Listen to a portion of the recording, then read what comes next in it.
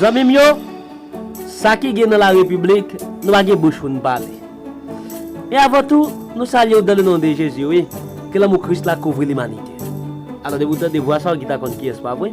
C'est les amis Paul là, et qui l'a pour servir. Alors, je dis à nous pour parler exactement des anciens sénateurs Yuri Latortue. Donc, comment il était prend seul pour tout le temps et pour les chita et salamber président Jovenel Moïse sur une chaîne qui si fréquent qui c'est France 24. Lorsqu'on parle de France 24, on parle de chaîne télévision qui vraiment solide, une chaîne qui reconnaît presque dans tout le monde là et il est divisé dans plusieurs langues. Donc nous avons dit que c'est un canal côté sénateur Yuri choisi pour les divulguer et finir avec le président. Et pas oublier chaîne ça, c'est une chaîne presque tout le monde là fait confiance, qui reconnaît presque tout le monde là. Donc monsieur Yuri et lui fourré et lui est tombé et quand il tombé a pas de l'eau ni savon qui pour ni baigner et laver président. Donc c'est fini avec le dossier ça. Et là puis nous avons un mot qui est important de souligner dans le discours ou dis-moi façon que Yuri tape salamé président. Donc grand mot ça qui s'allie là il a traité le président comme dictateur. Et lorsque nous regardons moi dictateur, on a analysé tout presque tout journaliste ou dis-moi chaîne internationale yo et grand mot ça fait un plaisir en pile mot opposition fini ensemble avec lui. Donc c'est image ça yo vend président. C'est une grosse image qu'il y a vend sur toute chaîne. Eh bien, donc nous pouvons exactement parce que on dit que nous chercher à connaître l'autre monde, nous pas simplement dire mais nous faut vivre comment tout ça qui a passé hier. Pas bien encore et l'important avant d'aller plus loin pour nous vidéo ça yo, l'important vous partager. Bon nous petit like, bon nous petit abonner, ça fait nous plaisir en pile. Parce que nous avons cherché tout côté, dans tout petit coin, dans tout rack pour nous jouer une information pour nous porter barreau. Nous allons faire vivre et comment sénateur Yuri Latortue tape salamé président et Jovenel sous chaîne 24 qui c'est France 24, une chaîne qui vraiment solide. Même moi-même lorsque je regarde bagay ça, le courir dans j'aime. Pour moi comment Tineg a frappé Tineg bien dit président prend un mauvais soufflette dans mes sénateurs Yuri Latortue. On va vivre comment ça t'est. Mais avant tout bon montrer comment pour abonner, pas vrai, c'est important oui. On a montré comment pour abonner et comment pour partager les vidéos ça c'est important pour connaître comment pour abonner parce que me connais ou même en pile et bien si c'est le service ça oui nous abonnons en pile c'est simplement abonner, partager, like et puis quitter petit commentaire par ou dans la vidéo ça pas dire rien mais ou même mettre un commentaire par où pour dire qui soit pensé de monsieur Yuri Latortue qui finit avec président Naïta ça.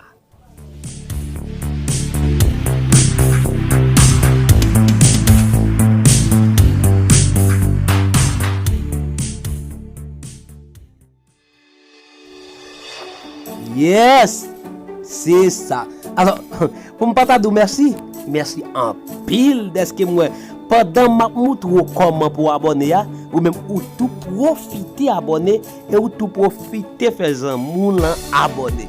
Oui. Et à chaque fois faire ça, c'est moi pour t'aider comment me sentir tout en dame à déchirer à contentement. Bon, lorsque même ou non seulement fin bon grand abonné et pour quitter ton like ou bon mon like ou quitter ton commentaire. Bon, la partager vidéo ça ou même m'pa gen bouche m'ta parler non. Si tu me sentir me réjouir et me sentir bien, l'on fait ça pour. Eh bien, m'pa prendre trop parce que vous êtes abonné déjà, ou êtes like ou commenter et ou pour partager vidéo donc ça qui est important n'a pas oublier voyer sur groupe sur Instagram, sur Facebook, tout côté. D'accord? Ok. Donc, tout de suite, nous allons lancer ballon dans le pied monsieur Yuri Latortue pour capable voir comment il a bien travail président.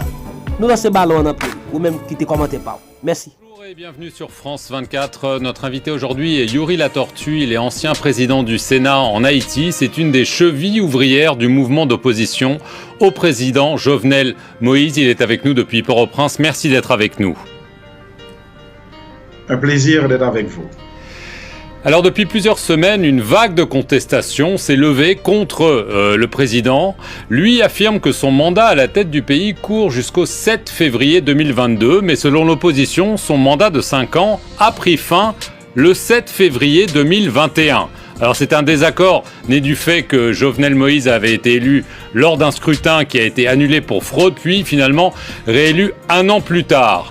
Alors, l'opposition a installé un président de transition, un juge de la Cour de cassation, Joseph Mécène Jean-Louis, et il a déclaré ce week-end, il a lancé un appel à ceux et celles qui jurent loyauté à cette nation à se mettre debout. Alors, une question très simple, qu'est-ce que ça veut dire se mettre debout contre Jovenel Moïse? Est-ce que vous appelez à son départ immédiat?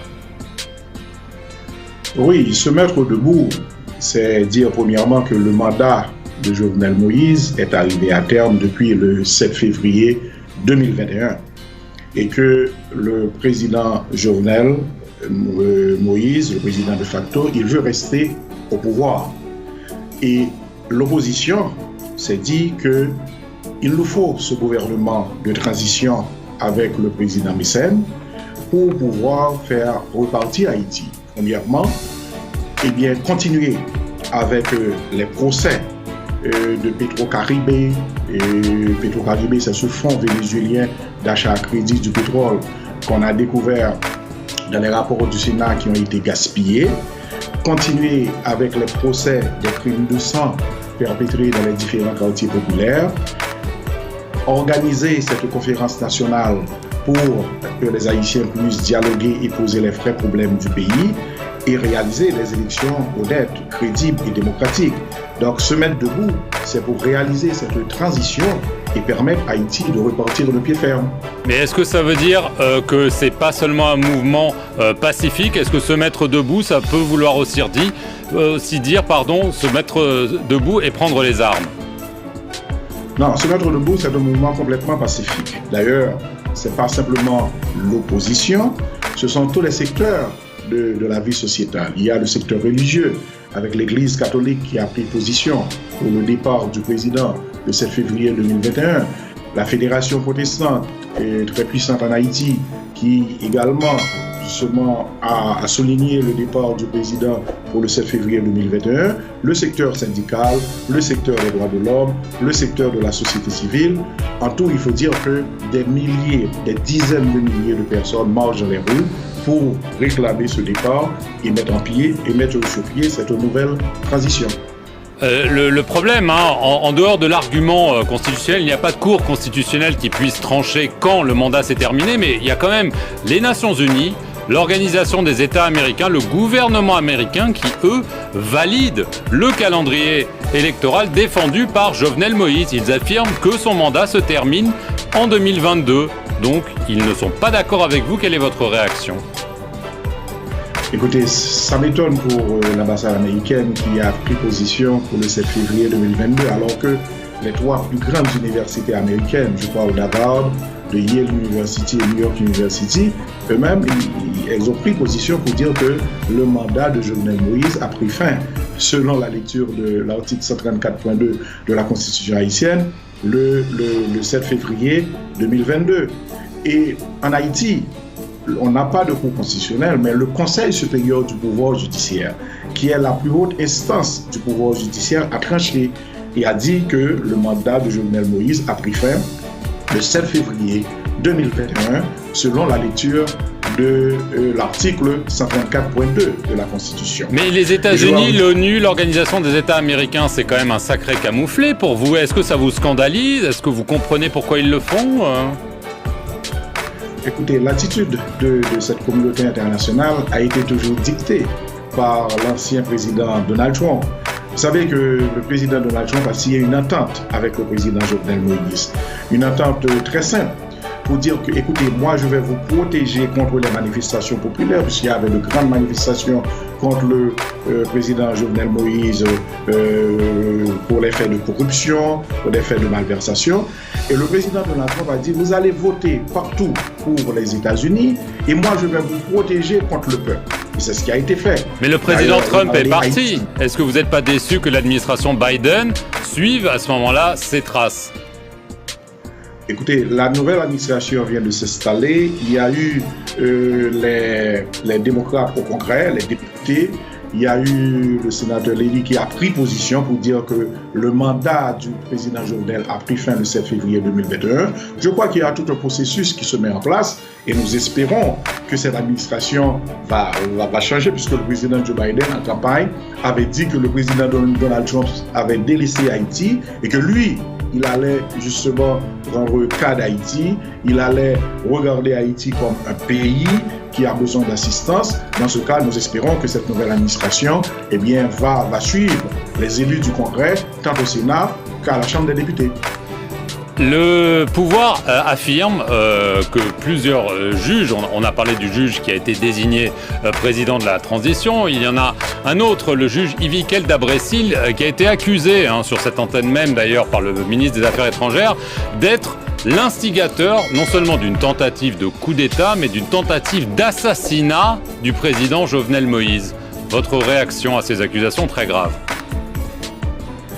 Vous savez, pour cette farce du 7 février 2021, parler de tentative de coup d'État et tentative d'assassinat, écoutez, je crois que c'est tout à fait ridicule. Premièrement, le mandat du président a pris fin le 7 février 2021. Donc, le président ne devait être plus au pouvoir le 7 février. Le 7 février, c'était la date de passation du pouvoir. Maintenant, lorsqu'on parle des juges, on accuse un juge de tentative d'assassinat ou de coup d'État.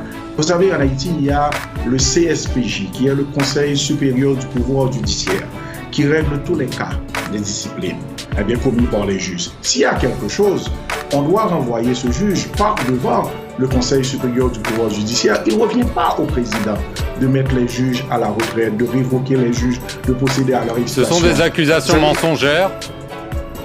Ce sont des accusations mensongères et ces accusations, même s'il y en avait, devaient être transférées au ministre de la Justice et le ministre de la Justice devait envoyer ces cas devant le CSPJ.